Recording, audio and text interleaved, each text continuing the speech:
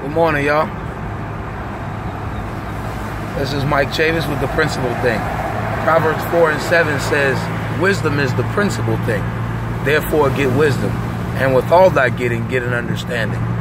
Today, I just want to talk to y'all about loss, actually. And this morning I was cleaning my ears out with peroxide, right? Because I've cleaned my ears out with a Q-tip, but I got small ear canals, right? Way more information than y'all needed, right?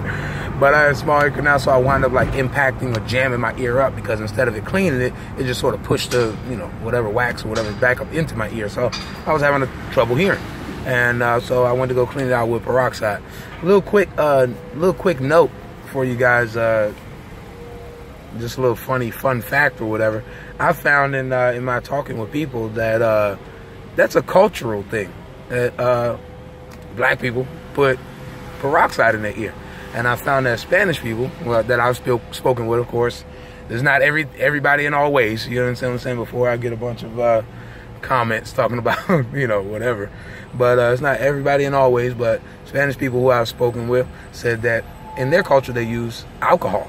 Of course, I tried it. The alcohol burns like crap, so but the peroxide doesn't burn, and it works as well. So I think I'm going to stick with the culturally approved method of peroxide. But the benefit, they say, is that the alcohol dries it out. So if you can stand the burning, maybe it works better. I don't know. So maybe you guys give that a try in your own time or whatever. Anyway, back to the point. So with my ear being like impacted or whatever, I like lost my hearing, and it, not lost it, but it was very muffled. I couldn't hear very well.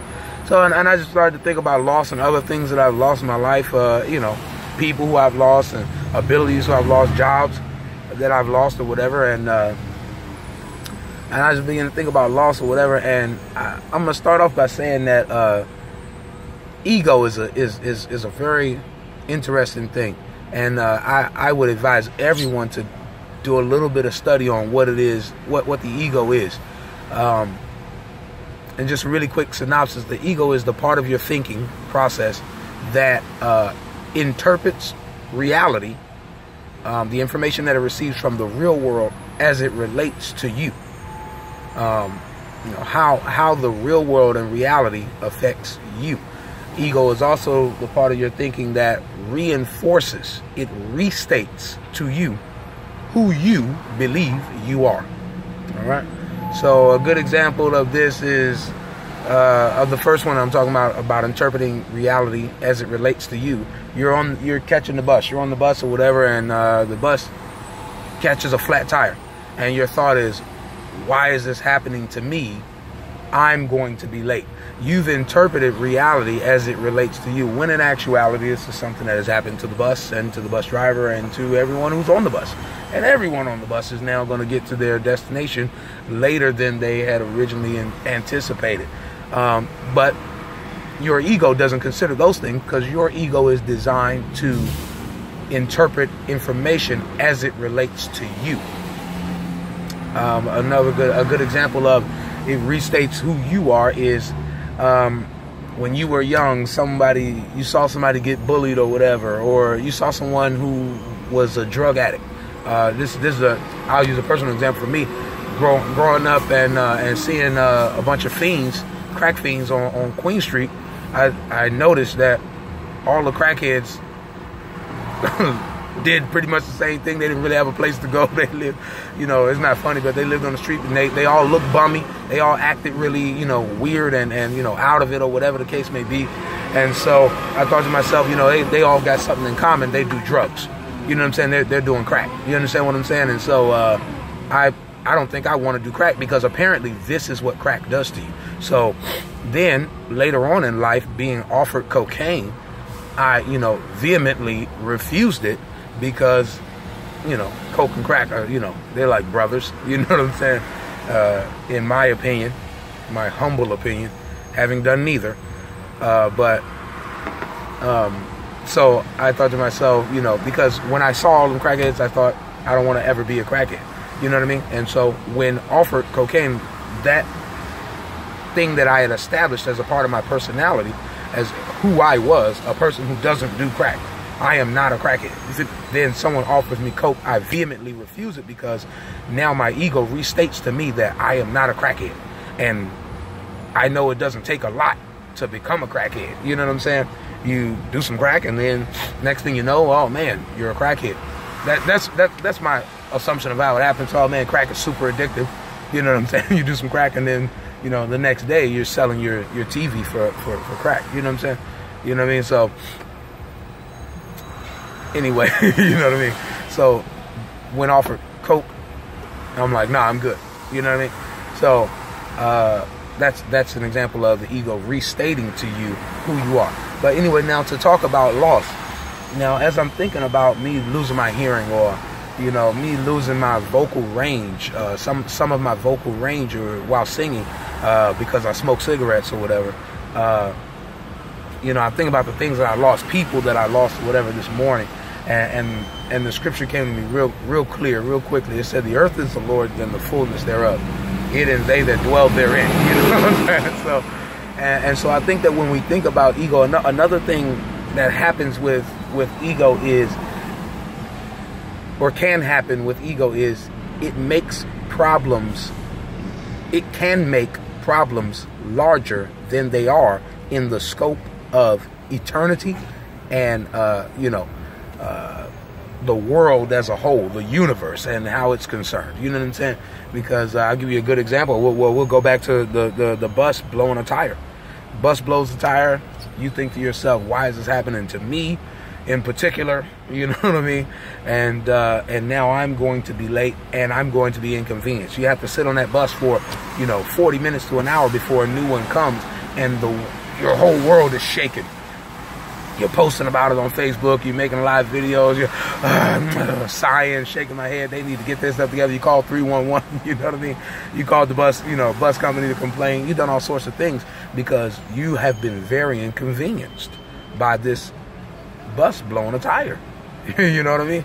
And that's how the information relates to you. But if you think about it for a second, as far as time was concerned, the entirety of time, you know, time didn't really care. Time, you know what I'm saying? Time wasn't affected at all.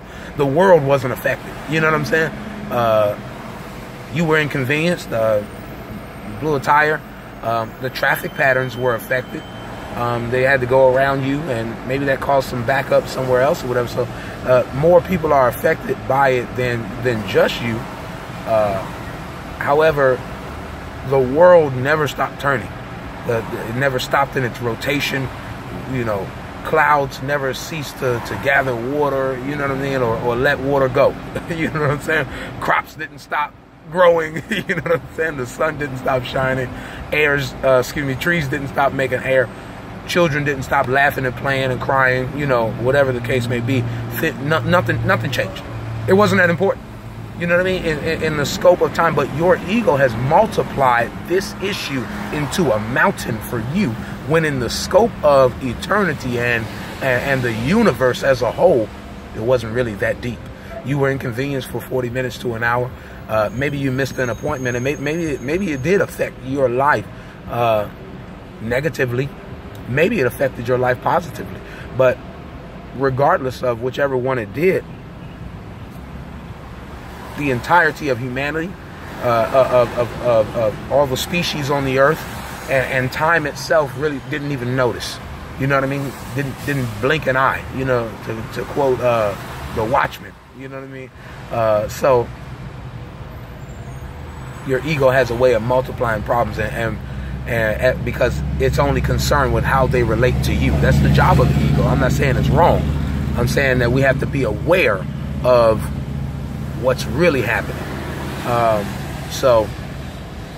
And matter of fact, I just saw a dude. I may turn the camera around. I just saw a dude on a bike with a pink hat, a pink button up, and some pink Nikes or whatever. So shout out to Breast Cancer Awareness Month. Men and women, go ahead and touch your teats, feel your paps, and check yourself for lumps, and because early detection can really make a difference if you want to go the surgery route, and especially I'm not a doctor, but especially if you want to go the health route as far as your diet is concerned, early detection and changing your diet for the better, to be more raw and more natural, more organic, and these sort of things is always going to be a good thing. I'm not saying become a vegan. I'm saying that when we were created, and the scriptures say it plainly. Now, God allow us to eat everything that's on the earth, but the scriptures say it plainly that the things that grow from the earth were to be our meat. So, anyway, back to the subject.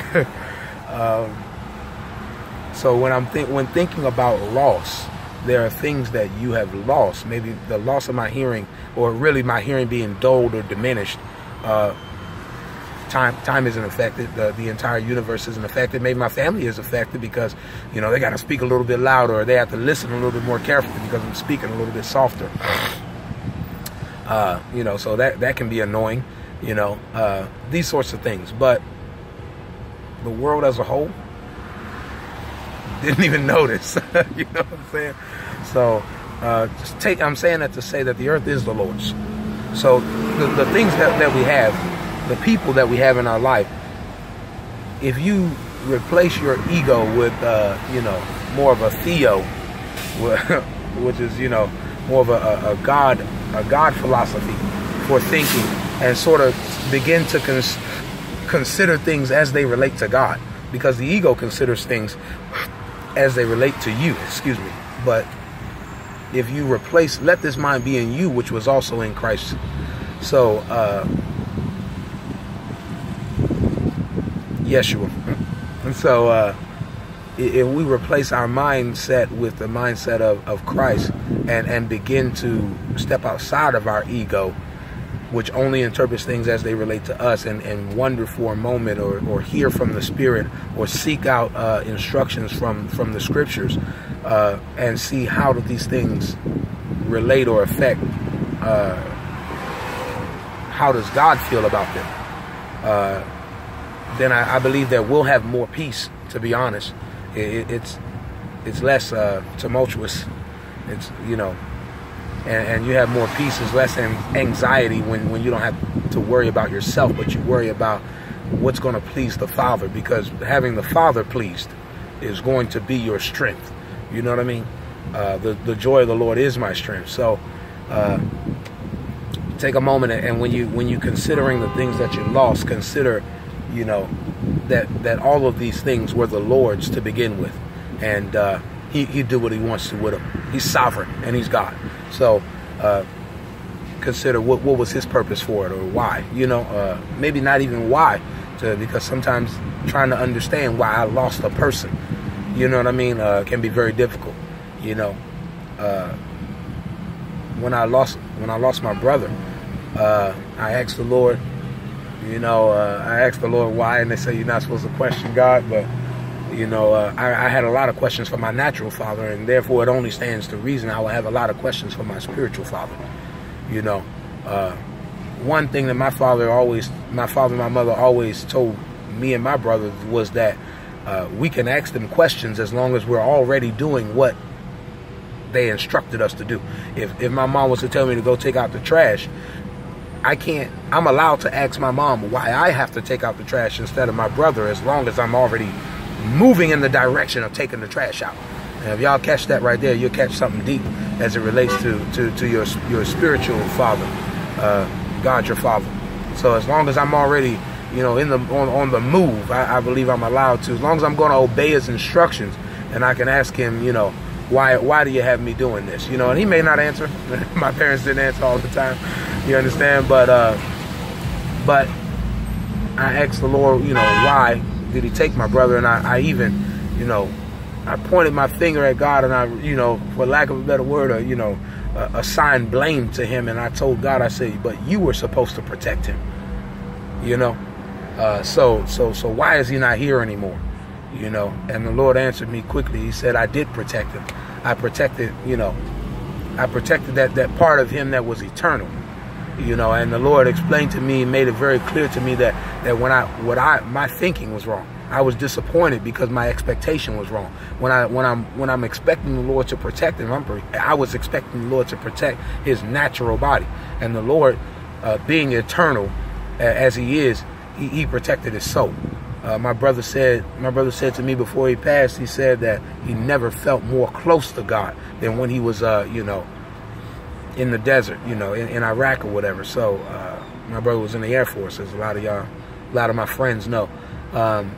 So he said he never felt more close to God. So when the Lord's telling me I did protect him, I protected his soul. So when we think about loss, we need to understand that these things belong to the Lord, and he'll do whatever he wants to it, because to them or with them, because he's sovereign. So consider things as they relate to God, and not as much, or at least try to also consider how things relate to God, because it's going to be your natural inclination to consider how things relate to you. That's going to happen without you even thinking. If it didn't happen at all, I would say that there would be a part of your thinking that was broken, to never consider yourself. And the scriptures even say, love your neighbor as yourself. So if you can't love yourself, it's going to be, if you can't properly love yourself, you're not going to be able to properly love your neighbor. If you can't properly consider how things relate to you, it's going to be hard to properly consider, how things relate to other people and have empathy. So, I'm saying that to say that when I'm considering loss, I know I keep going off on little digressions, little tangents, but I'm getting back to the point.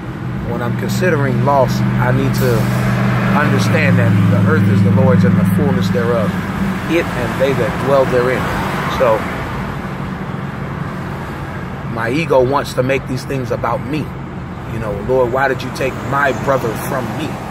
When in all actuality, the Lord just loaned his son to us.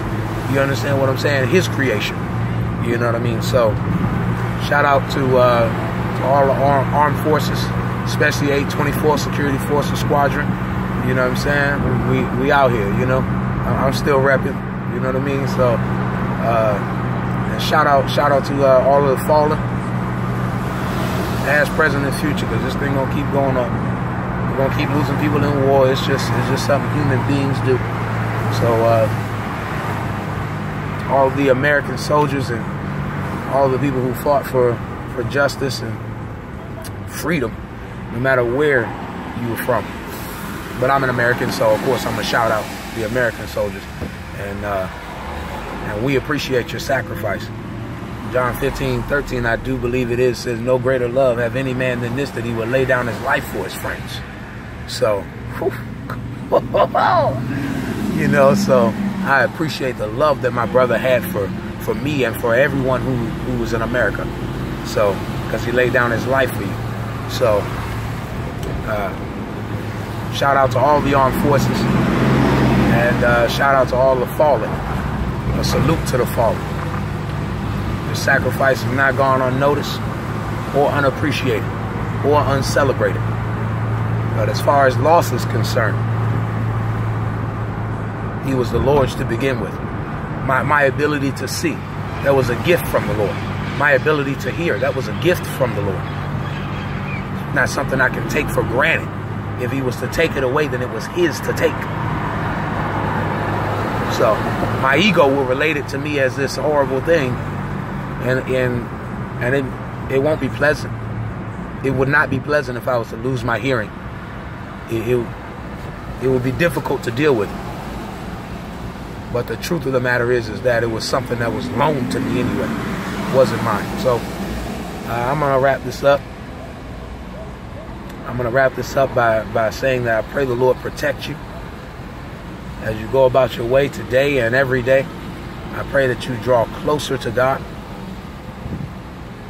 through the reading of his scriptures and through prayer and fasting and meditation. Silence yourself and hear the Spirit of the Lord. Christ said, I go away now, but I leave with you the Comforter, and he'll teach you of all the things you need to know concerning me. So listen to the Spirit and read your word. It's going to tune you into the Spirit. So Be blessed. I pray that the saints be fortified, that God be glorified, and that the devil be horrified. And this has been the principal thing with Mike Chavis.